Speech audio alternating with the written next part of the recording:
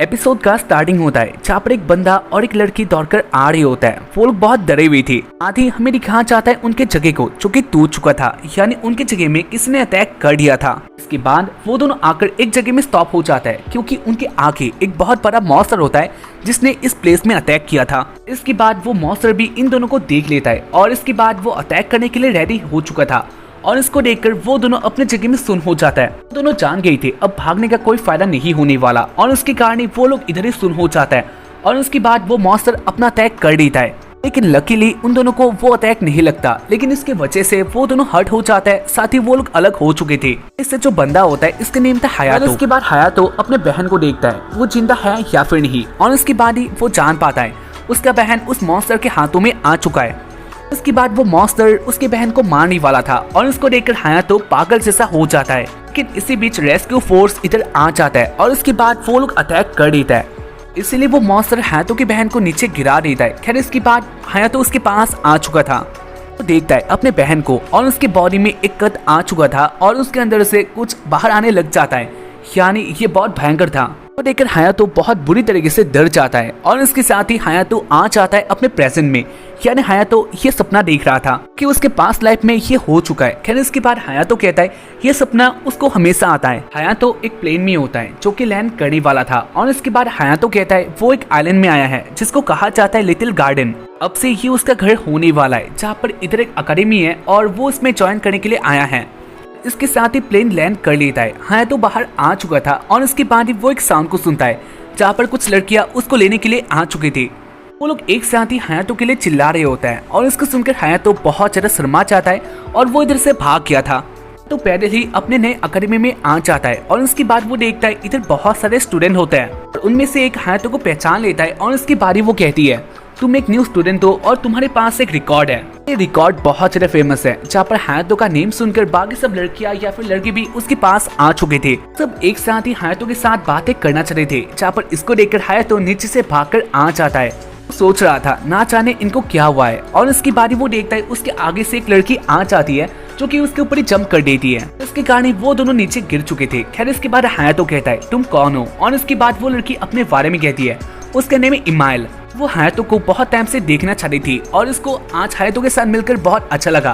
खैर इसके बाद हयातो कहता है क्या हम लोग अंदर जा सकते हैं। लड़की कहती है मैं भी इस अकेडमी में न्यू हूँ, यानी हम दोनों एक जैसे हैं, तो क्या हम लोग एक साथ चल सकते हैं। और इसके बाद हयातो इसके लिए हाँ कहता है। वो लोग एक साथ ही अंदर आ चुके थे और इसके बाद वो लोग बातें करते हैं। साथ ही उनको पता चलता है उनका एक मीटिंग होने वाला है कि बहुत इंपॉर्टेंट था। और इसके बाद ही सीन आता है उसी मीटिंग में जहाँ पर सारे स्टूडेंट एक साथ ही आ चुके थे। इसमें कैप्टन, वाइस कैप्टन और उनका प्रेसिडेंट आ जाता है और इसके बाद वो लोग एक साथ ही कुछ कहने लग गए थे। वो लोग कुछ कहने वाले थे और इसी बीच दो लड़की इधर आ जाते हैं जो कि लेट हो चुके थे। दोनों को देखकर कैप्टन, वाइस कैप्टन और प्रेसिडेंट बहुत ज्यादा गुस्से में आ जाता है और इसके बाद कैप्टन कहती है तुम्हारा ऐसा क्यों हुआ। ऐसे एक लड़की कहती है हम लोग एयरपोर्ट में गए थे हयातो नाम के एक बंदे को लेने के लिए, लेकिन इसके बाद वो हमें नहीं मिला, इसलिए हमें देरी हो गया। इसी बात को सुनकर कैप्टन कहती है ऐसा कोई बात नहीं है, तुम लोग गलती कर रही हो, यानी हयातो इधर ही बैठा है। इसके बाद वो उधर कहाँ से हो सकता है, यानी आ सकता है। मैं जानती हूँ तुम लोगों ने जानबूझकर ऐसा किया और इसके कारण ही हम लोग तुम्हें माफ नहीं करने वाले। तो दोनों लड़कियां फिर से सॉरी कहने लग जाता है, जहाँ पर वो लोग सही कह रही थी, यानी उनका इसी कारण से देरी हुआ था। लेकिन इस बात को प्रेसिडेंट नहीं मानती और इसके बाद वो कहती है तुम लोगों ने गलती किया और इधर गलती का कोई जगह नहीं है, इसलिए मैं चाहती हूँ तुम लोग अपना चीजें बैग पैक कर लो और इधर से जा सकते हो, इधर तुम लोगों का जगह नहीं है। दोनों को अकेडमी से निकाल दिया गया था और इसको देखकर तो अंदर से डर जाता है, लेकिन गलती उसका था और इसके कारण वो अपना हाथ ऊपर करने वाला होता है। लेकिन इसी बीच इमाइल खड़ी हो जाती है, जहाँ पर इमाइल बहुत ज्यादा गुस्से में थी। इसके बाद इमाइल कहती है आप ऐसा कैसे कर सकते हो, उनका बस एक छोटा सा मिस्टेक हुआ, तो इसके बाद आप इस गलती के कारण आप उसको कैसे निकाल सकते हो, ये तो बहुत बड़ा पनिशमेंट हो जाता है। वैसे भी उन लोगों ने सॉरी कह दिया है, यानी बात इधर हम लोग खत्म कर सकते हैं, लेकिन इसके बाद भी आप इस बात को इतना ज्यादा ऊपर कर रहे हो। के बातों को सुनकर कैप्टन गुस्से में आ जाती है और उसके बाद वो कहती है तुम्हारे पास ऐसा कोई भी पावर नहीं है जैसा तुम ये बातें कर रही हो, यानी पावर हमारे पास है और इसलिए तुम ऐसे बातें नहीं कर सकते। अब भी नहीं मानती और उसकी कहानी प्रेसिडेंट कहने लग जाती है, मैं एक बात हयातो या फिर बाकी सब स्टूडेंट को कहना चाहती हूँ। बात बहुत इंपॉर्टेंट है तो इसलिए अच्छी तरह से सुनना। मैं सब स्टूडेंट को कहना चाहती हूँ, आप लोग जो इस जगह में आए हो, आप लोग बस एक स्टूडेंट नहीं हो, आपके पास बहुत ज्यादा रिस्पॉन्सिबिलिटी आ चुका है और इसके बाद आपका सामना मॉन्स्टर से होने वाला है। आपके पास बहुत पावर होता है और आपका एक गलती बहुत लोगों को मार सकता है, यानी इसके बाद ये जगह तबाह हो सकता है या फिर बहुत लोग मारे जा सकते हैं। छोटा सा मिस्टेक बहुत भारी हो सकता है और इसकी कहानी में चाहती हूँ कोई भी मिस्टेक ही ना करे, यानी यही इधर का रूल है और इस रूल को सबको मानना होगा। इसी बात को कहकर प्रेसिडेंट स्टॉप हो जाती है, जहाँ पर इमाइल अभी गुस्से में थी और इमाइल गुस्से में बहुत कुछ कह रही थी, जहाँ पर ये सारी बातें प्रेसिडेंट को अच्छा नहीं लगता और उसके बाद वो ये भी कह देती है इमाइल भी उन तीनों के साथ यानी उन दोनों के साथ एक्सपेल होने वाली है, इमाइल को भी निकाला जाएगा। और इसी बात को सुनकर इमाइल बहुत ज्यादा गुस्से में आ चुकी थी, लेकिन हयातो इमाइल को रोक देता है। उसके बाद प्रेसिडेंट हयातो को कहती है, वैसे तुम्हें क्या लगता है मैंने जो किया क्या ये सही है, फिर तुम मेरी बातों का अपोज करती हो। और इसके बाद हयातो खड़ा हो जाता है, वो सोच रहा था वो क्या कहने वाला है और इसके बाद प्रेसिडेंट कहती है तुम्हें कहना होगा। तो पहले डरता है लेकिन इसके बाद वो कह देता है हाँ मैं इसका अपोज करता हूँ, क्योंकि जो वो 2 लड़कियां लेट हुए वो मेरे कारण ही है और इसके बाद अगर ऐसा नहीं होता तो इमाइल भी ऐसा नहीं करती, यानी अगर देखा जाए तो ये मेरे कारण ही हो गया है। और इसी बात को सुनकर दिन कहती है अगर ऐसा बात है तो मैं एक काम कर सकती हूँ और इसके बाद वो एक डुएल के लिए चैलेंज कर देती है। दिन कहती है कल ये डुएल होने वाला है और अगर ये डुएल तुम जीत लेते हो तो इसके बाद ये तीनों लड़कियां बच जाएंगी, लेकिन अगर तुम इसको हार जाओगे तो इसके बाद तुम भी इनके साथ, अगर तुम हार जाते हो तो इनके साथ तुम भी घर जाने वाले हो।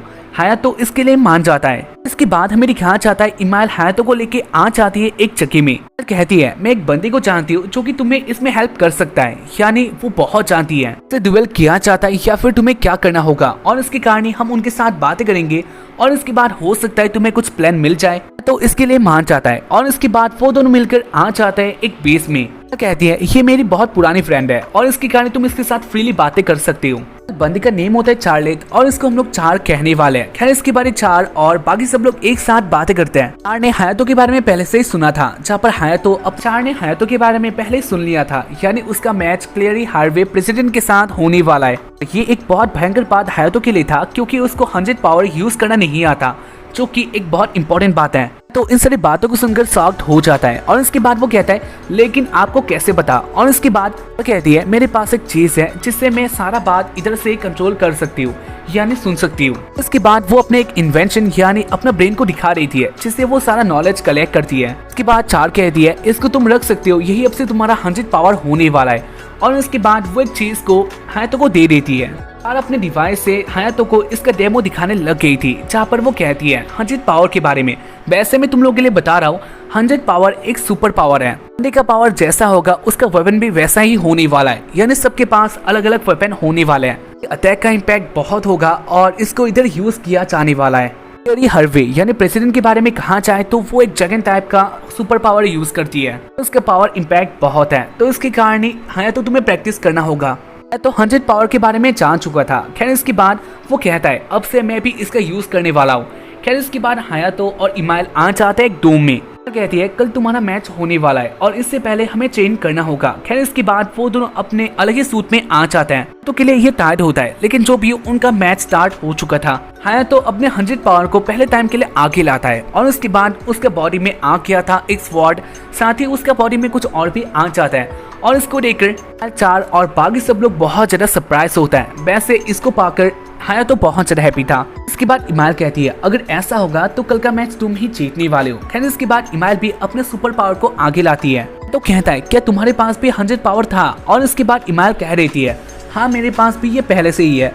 और इसके बाद वो अपने सुपर पावर को दिखा देती है। इसको देखकर हयातो कहता है ये तो बहुत अच्छा है, यानी इसको देखने में बहुत अच्छा लगता है। इसके बाद इमाइल अपना अटैक कर देती है क्योंकि उनके पास इतना टाइम नहीं था। खैर इसके बाद तो इस अटैक को रोक देता है, जहाँ पर वो इस अटैक को रोक देता है, जहाँ पर वो इस अटैक से डर चुका था, लेकिन वो इसको रोकने में कामयाब होता है। इस सीन को देखकर इमाइल बहुत ज्यादा एक्साइटेड होती है और इसके बाद वो अपना फिर से अटैक करने लग गई थी, जहाँ पर हयातो अपने स्पीड का यूज करता है। हयातो को इसके बारे में नहीं पता था, यानी इसके बाद उसके पास कितने पावर आ चुके हैं इसके बारे में हायातो को नहीं पता, लेकिन जो भी हो हायातो इसको यूज कर पा रहा था और इसको देखकर इमाइल बहुत हैप्पी होती है। ऐसा होगा तो कल का दुएल तुम ही जीतने वाली हो। और ऐसे शाम हो जाता है। शाम होने के बाद इमाइल और हायातो बाहर आता है, जहाँ पर वो अपना मोबाइल चेक करता है और उसको मैसेज मिलता है अपने बहन से। तो अपने मोबाइल को देखकर डर जाता है, क्योंकि उसके बहन ने उसको बहुत सारे कॉल किए थे, मैसेज किए थे। उसका रिप्लाई हायातो ने नहीं किया था। खैर इसके बाद हायातो इमाइल से माफी चाहता है।